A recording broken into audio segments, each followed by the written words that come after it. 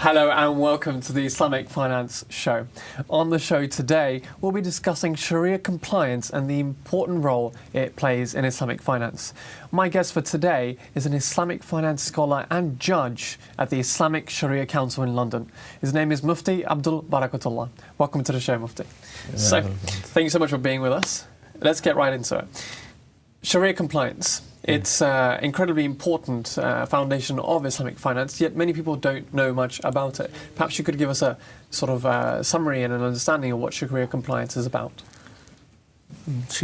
For most Muslims, Sharia compliance should be obvious, like in our daily life, for our food, for our behavior, in our worship, we look towards Sharia. It's only Sharia compliance in finance which makes mystery for many people. Because people think that finance is exempt from Sharia. Right. So when we talk about finance and banking and investment being compliant, they say how it is possible because we are governed and we are offered by non-Muslims. Yeah. So that's the mystery we want to solve it, that we bring some extra layers of regulation beside the current regulation to make it also comply with the Islamic standards and Islamic ethics. So Sharia compliance in the context of finance is the idea of making the financial aspect compliant to not only general financial regulation, but also the Sharia standards that there. Yes. Is that right? Yeah, sure. I mean, many Muslims know that there are certain things which are prohibited, certain things which are allowed. Right. And in finance, it is really like there are many rules of thumbs. But because there were nobody offering, no institution were complying with Sharia, so people just got accustomed to whatever is available, they will just take it. But since 2004, there has been a series of Islamic institutions which have been allowed by the government here through the Act of Parliament, through changes in the law. Yes. So then now the Parliament has changed the conventional finance law to accommodate the Sharia law, which is prohibition of interest, transparency, justice, and absence of any gambling or any uncertainty. Yes. I mean, you mentioned that, they've brought it in through Parliament, and it brings to mind the Sukuk announcement that happened in 2000. Yeah, that is the last bit in the whole scenario. Right. From 2002 till 2009, every year Financial Services Act was amended in the Parliament. If you go to Hansard and type alternative finance or my name, you will see that there are briefings in the Parliament. So it was done, so it's not just something that's happened out of the blue when David Cameron made his announcement, but it's something you're saying has been happening year on year. 10 years, and every year there was a committee discussion, there were general parliamentary discussions, and after cross-party consensus, it was amendment in the Financial Services Act was done. And why do you think that the UK government took it on, welcomed it? What do they have to gain from it? It has double edge, but three-dimensional benefit for the UK. Yeah. First of all, it boosts for the financial inclusion policy of local Muslim population, which is a sizable population, 5% of the population. Yes. Second, it brings the brings the investment from outside UK, which is like after Brexit has become more important, that bringing foreign direct investment. And into I guess UK. Post-Brexit, Islamic finance brings a bit of certainty as well. Yeah, brings certainty, and it becomes like one of the main streams. So, for instance, there are like hundreds of law firms, 20 windows, and 5 dedicated financial institutions. It is a sizable within the City of London's financial system. So there was a foreign benefit, and there were local benefits, and there were like a political benefit for the government. Political benefits as well. So going back to Sharia compliance, Sharia compliance makes sense from an Islamic finance perspective, but perhaps you could tell us a little bit about why, or perhaps how, it differs from traditional conventional finance or financial compliance. This distinction is not apparent for laymen. Even some professionals, they find it difficult because there is a lack of education and lack of understanding about finance. So people confuse the cost of finance with the rate of interest. Right. So because there is no free money. Right. So because of the riba-based and interest-based financial system, they thought finance cannot be done without interest. But during last 1,000 years, Muslims have dominated the global trade, and they did financing and trade and everything, construction, development, without interest. So it is possible, but it is not available. But since Islamic financial system came, they provided the alternative. So alternative to interest-based finance is musharaka-based or muzaraba-based, meaning Right. there is a participation in risk and reward, both. So for the average consumer on the street, the layman, as you said, what does Sharia compliance mean for them when it comes to, say, retail For them, banking? it's just rule of thumb that there is no interest and there is no unethical things. Yep. And there is no, negatively, there is nothing contrary to the principles of Sharia, and positively that it is a useful, it is a useful for human needs, Yes. and it is environmental friendly. Well, talking about environmentally friendly and ethics in general, could you expand a little bit on that? What are the ethical aspects of I mean, Sharia if I compliance? can draw a parallel, Sure. even among non-Muslims, there is something called ethical finance, Mm-hmm. which they abhor tobacco, they abhor even wine industry. Alcohol, yeah. Yeah, and so among the socialist non-Muslims, they have certain value propositions which they want to see in the corporate world. Right. And they screen out certain companies. They will do business with some, they will not do business with some. Not just the individual, it is even some European governments, they only invest in government funds into ethically based environment, like which is not against environment, which is useful for development, which is fair trade. The fair trade thing. It's all concept of fairness and transparency, justice, and environmental friendliness. I mean, it sounds brilliant. It really does. But I mean, one of the things that we've noticed with ethical finance is that though it has great promises, the uptake isn't as high. So is there an argument there to say that Islamic finance will suffer the same fate? No, because the ethical finance is Yes. on the growth. It is, ethical, isn't it? among the non-Muslims also. So Islamic finance will grow. Yes. But the challenges which Islamic finance is facing, our own Muslim brothers, general public, and even our imams and scholars are not investing enough time to understand, to learn, and to educate. So the educational deficit is the biggest challenge for the Islamic finance. Biggest challenge. Yeah. And how are we going to tackle that? What would be sort of the That top will be few things? really like raising awareness, Yeah. having discussions and understanding. And like during last 10 years, I have been up and down the country, addressing small gatherings, business group, and the people who are interested in these matters. And we try to accommodate their concerns and communicate with them. But because there are 500,000 families and 3 million Muslims, there is nobody who can bear the cost of educating the whole population. I mean, and talking to these 3 million Muslims, I mean, at the forefront of their mind, practicing the faith is very important. Yeah. Things like pork and alcohol and such things are obvious prohibitions, but there's always those grey areas. How does Sharia compliance, or how do scholars in Sharia dealing with Sharia deal particularly with those grey areas? How can consumers? Yeah, I mean, according to our specifically in the context of finance. Of course. Sure. Because finance, finance is a part of activity. So like we are conscious about food, our clothing, and our matters of worship, so finance, we should be as much sensitive as this. Right. Yeah? But Muslims had given up hope that because the 100% finance is provided by non-Muslims, that they will, it's like expecting a white butcherman to give us a halal food. Right. Yeah. Although it is possible, but it's not probable. Yeah. So Muslims had given hope, but during last 15 years, the reality is that Middle Eastern money came as an investment, and Muslims here also, prosperous enough to put their investment. So lots of people put their investment, and then there are wholesale banks, retail banks, and financial institution, investment companies they are all doing businesses and deals according to Islamic Sharia. But so when it comes to particularly grey areas that are difficult for consumers, how do we determine what is Sharia compliant and what isn't? Okay, our Prophet ﷺ has said, "Innal halala bayyinun wal haramu bayyinun."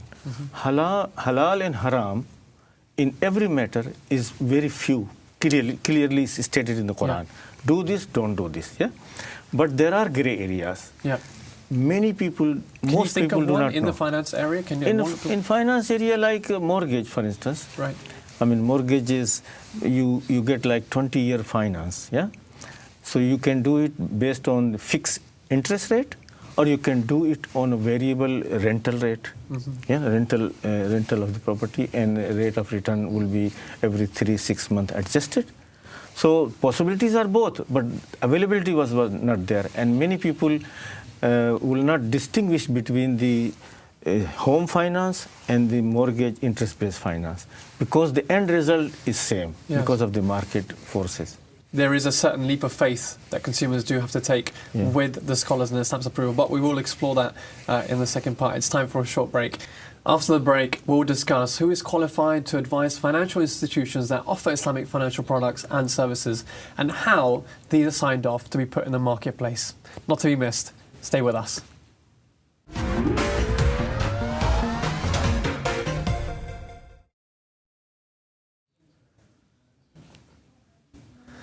Hello and welcome back. Before the break, we were discussing what the implications of Sharia finance in Islamic finance are. Now, we're going to explore how Islamic finance products and services are signed off to go into the marketplace and the process by which this is done. Still with us is the Islamic finance scholar, Mufti Abdul Barakatullah. So, let's get right back into it. Mufti, Sharia boards are integral to the organizations that put together these products. Let's explore who decides who sits on these Sharia boards and what makes the scholars qualified to do so. Are they just versed in traditional finance, or do they also bring with them experience from Western finance? I mean, like every field of life, like medicine, we go to the expert doctors and specialists. Similarly, in the field of finance, the Sharia scholars represent that expert body who have spent their life studying the Sharia, not finance. But they are aware, or they have acquired knowledge of conventional finance also. So like normal imams and ordinary Sharia scholars, they will have studied 5 pillars of Islam, which is zakat, is also a finance. But then the other business and investment issues, it is a specialist job. So most central banks like Pakistan, Malaysia and Bahrain, they require Sharia scholars to be postgraduate in Islamic fiqh, jurisprudence. And do they also require them to have extensive experience in traditional finance as well? Or no, they don't require, but this traditional finance experience is gained on the job. Because most of Sharia scholars at the moment, they are not like a young, fresh graduates. Most of them are senior scholars, like 40 and 50 plus, who have spent their life in all fields of life. And later in their life, they have specialized in finance. And they get expert advice for any new things. I mean, you've been in the field for a while. So from your experience, do you think that it makes it difficult, or makes it perhaps a disadvantage for these scholars who aren't versed in traditional finance to then be trying to tackle creating financial products that are obviously going to be sold in a Western financial market under a Western framework? If they're not versed in that framework, can they truly create a product that is going to be effective? Yeah, that's the challenge which we are facing. Like Muslims in every field of life, they go and they treat very, very cautiously. So similarly, in the finance, before Sharia scholars, before it comes for final Sharia scholars approval or disapproval, there are layers of experts who are expert like in the conventional finance, and they also know Sharia, but they don't have authority. So they vet and they scrutinize it, And then this comes to Sharia scholars. And Sharia scholars, they don't have like much discretionary power. Sharia is very, very developed during the last 1,000 years. And the principles are very well known. Everybody knows it. But there is a body in Bahrain which collects and publishes the common Sharia standard in various fields of life, various fields of finance. So they have published at least like 60 different financial fields, standard Sharia. So take, for instance, zakat. Zakat we face every year. Sure. But still there is a lot of lack of information which every year before Ramadan, during Ramadan, after Ramadan, we get the questions. I mean, and you're right. You touched on that earlier about the challenge that we're facing in education when it comes to the consumer's perspective about because to a consumer they see a stamp of approval on a product, Sharia compliant according to the Sharia board, and they take that, and not only of course consumers but also banks because they're the ones offering the products. Now, let's put these boards under scrutiny. Really, that's what I want to do. I wanted to ask you that to these scholars, this board governs the product. Who governs those scholars who put their stamp of approval on it?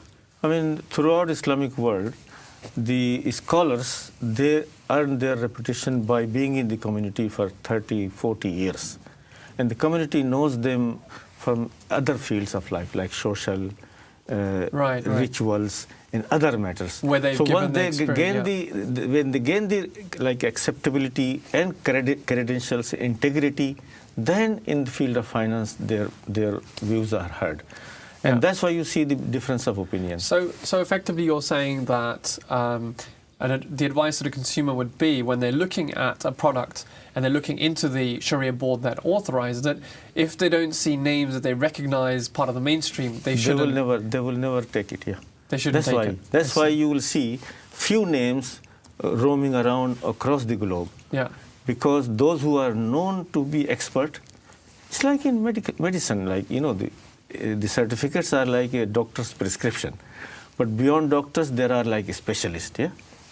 So in this financial field, there are only like 150 or 200 Sharia scholars around the globe who are well known and well versed in this field. I mean, the concern that the consumer has, and often that is a strategy, the one that you're recommending about using scholars that you recognize is the strategy most consumers use. I think the biggest concern they have is this phenomenon of fatwa shopping. That has happened, and there are cases where banks have merely provided lump sums to certain scholars, and they have, I don't know, perhaps turned a blind eye or perhaps been a bit more lenient on financial products. Is that, in your experience now, being in the sector for so long, is that a real threat, or are those one-off cases? No, it doesn't exist, because it is a self-defeating exercise. If a scholar ever takes risk, and other 150 scholars, expert scholars, and 1,000 other scholars, they cannot keep quiet. So there is a peer reviewing and cross-referencing system in Islam that no single scholar can get away by approving non-general things. Mufti, there is a case. I would argue that there are certain ones that are slipping through the cracks, because even I myself have spoken to a trusted source who was himself offered such a lump sum from a bank, and they asked him, don't worry about the extensive paperwork. Here, just have a look at this summary, give us your stamp of approval, and tomorrow you'll have X amount in your bank account. This particular scholar rejected it, of course, but it was a warning, so to say, that the banks are aware of the fact that this is available and it does happen. So this is the problem on the part of the institution. I have been to Europe, to the real estate field and things. They think the Sharia is like a discretionary thing based on a scholar. But I have to explain to them, look, I'm not a lawmaker. I'm just law interpreter.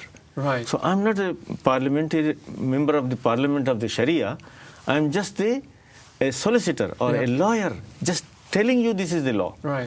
So on the part of institution, this misunderstanding can be that they think that we own the Sharia and we can reinterpret and just decide as we like it. So this is the problem with them, not with the Sharia scholars. No Sharia scholars has ever approved anything which will kill the Sharia scholar from the market if anybody does it. The 2008, there was uproar about the sukuk. Few scholars who have traded on the grey area, they were very heavily reprimanded. Yeah. But I mean, I think that just goes to prove it goes to prove that it does happen. Maybe it's reducing as time goes on, because I've noticed that there are certain institutions now that are coming together. There's one based in Bahrain, which some of the the majority of the most accredited scholars, including yourself, are on, and you sort of overlook things. Although it's not necessarily a body that accredits anything, is it? It's just you are more about setting standards than you are about accreditation. Yeah, but various countries like Malaysia and Pakistan and Bahrain and UAE, they enshrine in the law that these standards will be followed. So because UK is not in a Muslim Islamic country, so they cannot put that a foreign standard will be enforced here. So it is done by allowing individuals to do that, but not on a state level. But where there is a possibility, the central bank issues the directive that all these scholars have to follow the standard. Well, out of curiosity, what are the penalties in place for someone who breaks these laws, say in Pakistan or somewhere else? Are you aware? Simply, they will be dismissed and disbanded and dismissed. Right. I see. And they will never get ever chance in the life. Muslim community, if they think somebody has done something wrong, there is no second chance to earn the credibility. Yes. Credibility is earned through 30, 40 years of work. Nobody in will the public space. Right. Nobody will take a risk for few thousand to ruin their 30 years of work. I mean, you touched upon the idea that the Islamic framework that exists in countries like Malaysia, in Bahrain, in Oman, that allows Islamic finance to function in a way that's true to its credible and Sharia-based foundation. In a country like the UK, where there isn't a legal or taxation or financial framework that is Islamic, can Islamic finance remain credible to its principles? Yeah, it can remain, but this the mechanism to assure that is a private base rather than a government base. Here, the regulator like Financial Services Authority, they said, we are not going to regulate the Sharia scholars or the Sharia. Sharia is a private matter between the consumer and the institution. If whatever they define, this is Sharia, we will let them do it. So effectively what they're saying is that they are leaving it up to that particular scholar. So again... It's like a mosque, When you enter a specific mosque, your prayer is valid. It's your choice to go into XYZ mosque. So similarly, it is a consumer choice. Consumers are voting on the Sharia scholars and the institution by taking or not taking. So I guess, there are pros and cons on that. The pro is, of course, that it gives the power to the consumer. They're able to pick an individual that they've already found trust in. But the con, of course, again, is that by putting all that power in an individual, regardless of who that individual is, but in an individual, it does leave space for exploitation. That's why there is no individual scholars authorizing anything. It is recommended, the standard is that should be 3. In case of like a split in the opinion, there should be some casting system. And the appointment of the Sharia scholar is not done by the CEO, but the board of directors. It's like a General Assembly approves the Sharia scholar and Sharia board, and they undertake to abide by the rules of Sharia as interpreted by the board, and the public puts and shows their interest or trust by accepting it or rejecting it. So it's like all the stakeholders have say in the Sharia. Okay, very interesting. Thank you, Mufti. We're going to have to end it there. Unfortunately, it's the end of the show. As mentioned previously, we'll be exploring Islamic finance throughout the series as we progress. Also, if you have any questions or issues that you want discussed on the program, please tweet us at Islam Channel, or alternatively contact us via Facebook on islamchannel.tv with the hashtag The Islamic Finance Show, and we'll do our best to address them here on the show. Next week, we tackle Islamic mortgages. Are they really a viable option? Again, my thanks to the Islamic finance scholar, Mufti Abdul Barakatullah, for joining us today, and to you, of course, at home for watching. Take care and see you next time. Goodbye.